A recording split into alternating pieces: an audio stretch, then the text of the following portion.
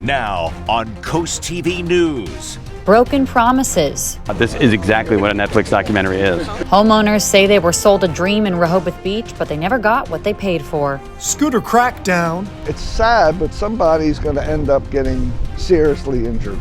Ocean City leaders push to limit scooters on major roads after a record number of crashes. And the kind of sunshine we're expecting has a bit of a sneaky plot twist. I'll explain that. This is CoastTV News at 6. Osprey Point lawsuit, the battle between builders, developers, and unhappy homeowners. Good evening. I'm Madeline Overturf. And I'm Charlie Sakaitis. Welcome to our News at 6. We begin tonight with a 3-year battle on one coastal community now heading to court. Here's the neighborhood that we're talking about, Osprey Point. It's located off Old Landing Road and flanks the Rehoboth Bay. Now you're looking at the conference that took place today in the Osprey Point neighborhood, where attorney and homeowners announcing they are suing the builder NV Homes. Coast TV News reporter Emma Aiken live there in Rehoboth Beach. Emma, people in the community say this was their last resort. Maddie, homeowners put up this sign behind me today. We're going to show you it. We're battling with the sun here a little bit, but we'll show you a better picture of it in just a moment. But the right side shows what homeowners say they were promised years ago. It's waterfront access, a boat slip, an infinity pool. This side over here shows what homeowners say the development looks like now. They say they got none of those promised amenities, and now they're going to court. Yes. These 3 Osprey Point homeowners put up this sign Tuesday. The men say this shows what the builder, NV Homes, promised for this community years ago versus what it actually looks like now. There's an infinity pool that extends into the water, and that is also impossible because there's no way across the state and federally protected wetlands you could build an infinity pool into the water.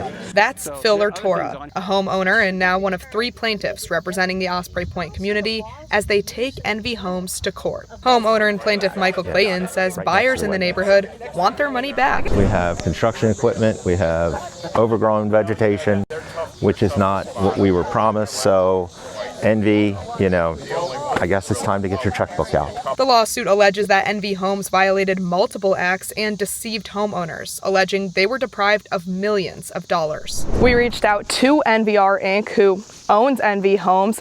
They put us in contact with a media person who repeatedly told us no comment due to company policy. Coast TV spoke with an attorney of the case who says she believes the lawsuit is worth a number in the 20 millions. And to be clear, NV Homes is the builder here. There have been previous lawsuits between NV Homes and the developer, Osprey Point Preserve. But in this case, homeowners say they are not alleging that Osprey Point did anything wrong. Reporting live in Rehoboth Beach, Emma Aiken, Coast TV News. Tell you more about that lawsuit Emma just mentioned. A few months ago, NV Homes, the national builder, filed a 27-page lawsuit against the local developer, Osprey Point Preserve LLC. In that lawsuit obtained by Coast TV, NV Homes demanding that Osprey Point Preserve LLC submit a detailed engineering plan for the marina and beachfront amenities that the neighbors say were in promotional materials and promised to homeowners that don't exist. And for more on that lawsuit, we do have a full article right now on coasttv.com. According to the town of Ocean City, scooter collisions, they are at an all-time high in town, leading the council to debate some new regulations. Coast TV News reporter Kevin Zappe is live in Ocean City. Kevin, the council was discussing ways to increase safety. Charlie, behind me is the bus and bike lane that scooters have been using all summer. And according to the Ocean City agenda, there's been a total of 38 scooter collisions so far this year. And the Ocean City Council is trying to prevent that. Now, according to the council, they discussed today whether or not to ban scooters on Coastal Highway, Baltimore Avenue, and Philadelphia Avenue. City staff believe that the high speed, instability, and low visibility of scooters make them unfit for certain roads. But passing these rules is tougher than it sounds, since these roads are owned by the state of Maryland. Ocean City would need state approval before making any changes. One local thinks making a change would keep people safe. The cars and the scooters and the bikes don't even sometimes obey the traffic lights or the stop signs. Today, the Ocean City Council voted to seek a state rule change that would allow them to regulate scooters on state roads in town. I'm Kevin Zappe, live in Ocean City, Coast TV News.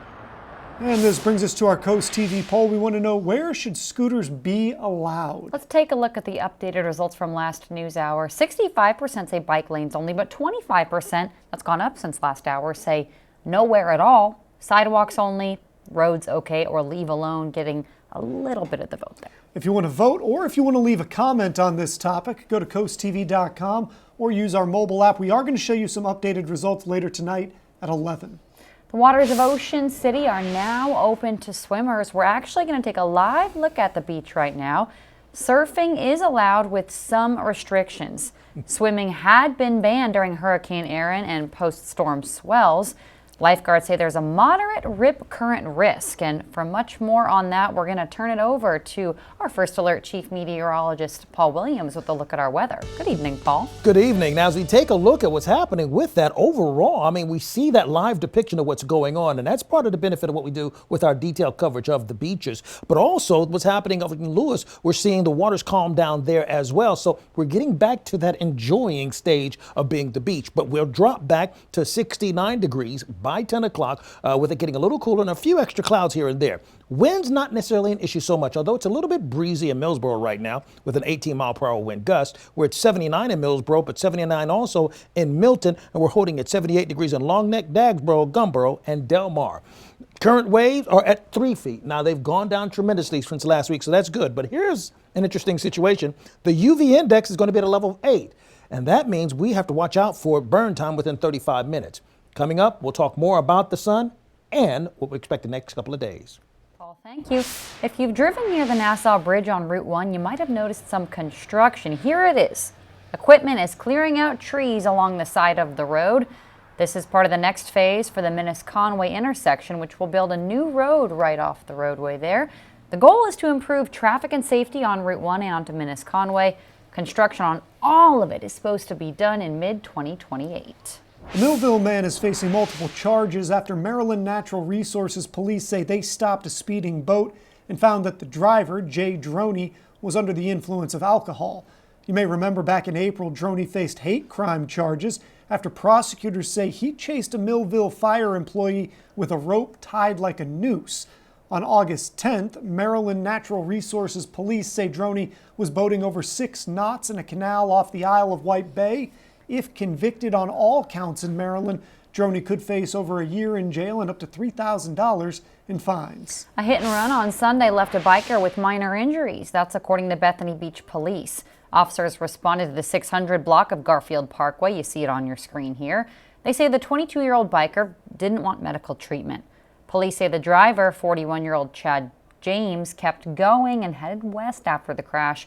Ocean View Police later found the truck, pulled James over, and arrested him for DUI. Security camera plans in Ellendale are hitting a bit of a snag. Officials say their plans to put cameras on electric poles across town have been shut down by Delmarva Power. The cameras would give police departments a 24/7 surveillance. They were looking to put up 8 cameras at intersections across town, but were then told to put up their own poles by Delmarva Power. Town leaders say that extra cost would limit them to 5 cameras. The town council president says all 8 cameras would help support safety and security. The young lady that got shot in, I believe it was May of 24, I believe, and that would have been right under a camera, and they would have solved the case that night rather than 6 or 8 months later. The town council president says that they still hope to use Delmarva Power poles for their cameras. Officials with Delmarva Power tell us any equipment attached to their poles have to meet, quote, rigorous safety standards. They say that they have a review process for any equipment looking to be attached. Officials go on to say that, quote, unauthorized attachments, regardless of intent, pose safety risks. And we are just getting started this evening. In sports, the Shorebirds start a 6-game series, but with a team they've struggled mightily against this year. We're going to have a preview of the clash. And we have a bit of a slick sunshine situation on the beaches for tomorrow. I'll explain what I mean by that coming up. But first, remembering the women's suffrage movement 105 years after women earned the right to vote, when we're back in just 60 seconds. This is Coast TV News at 6. Take a look at this. These are photos of Delaware suffragists who marched for the right to vote, a right granted 105 years ago today when the 19th Amendment was ratified. In Delaware, August 26th is officially recognized as Women's Equality Day, honoring the women's suffrage movement. But advocates say, as far as the first state has come, there is still much more to do. Delaware's struggle for women's right to vote. That's the title of this historic marker in Dover, and the reality for these women over 100 years ago, facing scrutiny, arrests, and even torture while fighting for equality. The suffragists didn't wait for permission. They organized, they educated, and they voted. So I'm asking for each one of us to take a step that makes equality more real in someone's life. That's Delaware's First Lady Lauren Meyer, commemorating Women's Equality Day on August 26th, honoring the past while calling for continued advancement. Help a neighbor register to vote and make a plan to vote. Mentor a girl in a STEM class, a skilled trade, or a leadership role. As you climb, turn behind you, reach your hand back and pull someone with you. Charisse Brewington Carr, director of the Office of Women's Advancement and Advocacy, says Delaware is making strides for women, like in a new bill making genetic testing easier and in adding paid family leave. But there's more to do. I think the key issue is that yes, today is important. It is a day, but it's also important to look at the fact that we've got to continue this work. It's daily work, it's hourly work, it's work by the minute in terms of the needs of women. Meyer and Brewington Carr say eliminating Delaware's wage gap remains a top priority. According to the Office of Women's Advancement and Advocacy, data shows for every dollar earned by a white man, white women earn 81 cents, black women earn 72 cents, and Hispanic women earn 51 cents. Brewington Carr thinks having a women's agenda will help advance women and girls' voices at the highest levels. Collectively walking it in one step to say these are the issues that are pertinent to women in the state of Delaware. More work and more steps in the long march towards equality. And despite being the first state, Delaware was one of the last when it came to the women's suffrage movement. In 1915, a bill to support women's right to vote was presented at the old State House and rejected. In 1920, despite a win in the state Senate, Delaware's House refused to vote on the bill, essentially killing it. It wasn't until 1923 when Delaware belatedly ratified the 19th Amendment, 3 years after it was already national law. And very important to note here that women of color nationwide did not get the right to vote until years later, when the Voting Rights Act passed in 1965. For more on Women's Equality Day and this new genetic testing bill that was celebrated today, we have that all on CoastTV.com. Here's a look at your golf forecast. We're expecting absolutely gorgeous weather, a great deal of sunshine. It's going to be mostly sunny again.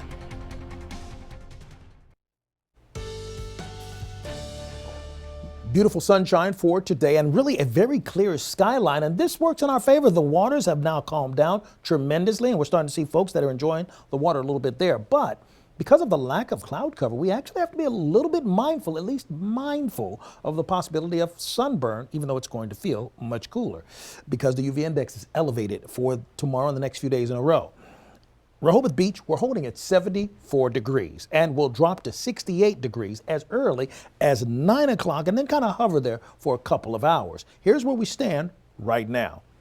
78 degrees in Long Neck and Georgetown, but it's also 78 degrees in Milford, Bridgeville, and in Seaford. The winds right now coming out of the northwest near Seaford at 9-mile-per-hour gust. Same holds true for us in Millsboro with a 12-mile-per-hour gust there, but winds are coming off the water for the Indian River Inlet as well as Bethany Beach, but it's not posing a problem or an issue.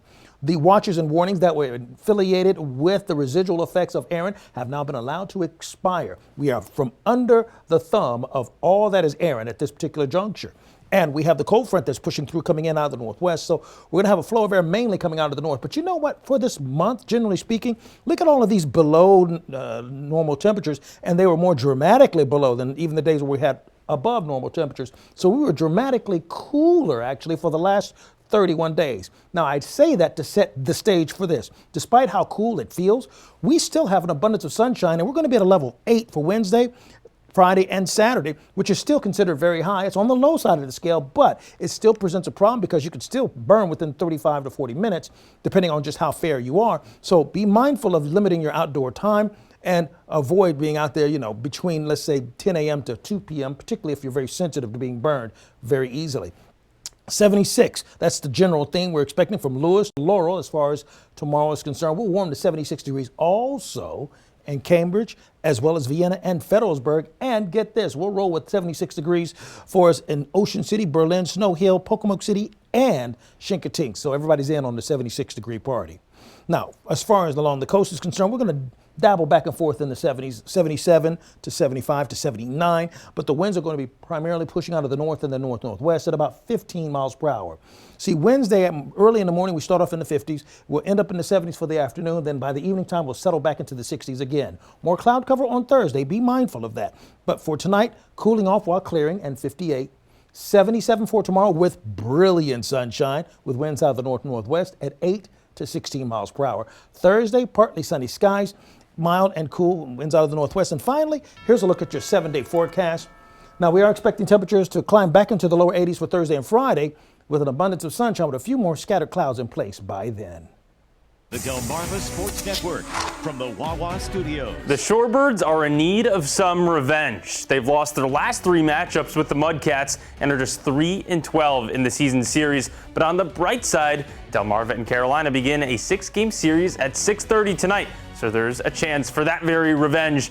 The Birds' pitching and defense have been the issues against the Cats this year. Delmarva has allowed over 6 runs per game to Carolina this season. That's well over a run more than the Shorebirds allow to the rest of the league. There have been some big blow-ups too. Delmarva has given up 10 or more runs to Carolina 4 separate times since April, but there's reason for hope. Over the last 2 weeks, the Mudcats have had the worst offense in the entire league, and I mean the worst. A 196 batting average, 32 runs batted in, just 1 home run. All of those marks are dead last in the Carolina League. So you're telling me there's a chance? Yes. Yes, I am. Again, the game starts at 6:30 down in North Carolina. And when the Shorebirds are back in town next week to take on the Lynchburg Hillcats, you can catch those games over on the Delmarva Sports Network. There's even a doubleheader on Wednesday. That's it for sports. Have a great night, folks. If you didn't know, today is National Dog Day. On your screen now are some pictures of the Coast TV team's doggies. A bunch of them that I think would have a pretty good claim to being the goodest dog there. Take a look at all of these. There's mine. Oh, there's mine in the top. There's me and my Dalmatian Halligan. Oh, Lisa and Rihanna. Oh, love seeing all these dogs, though. Don't worry, Charlie. We'll get you on National Cat Day with your cats. We'll circle back around.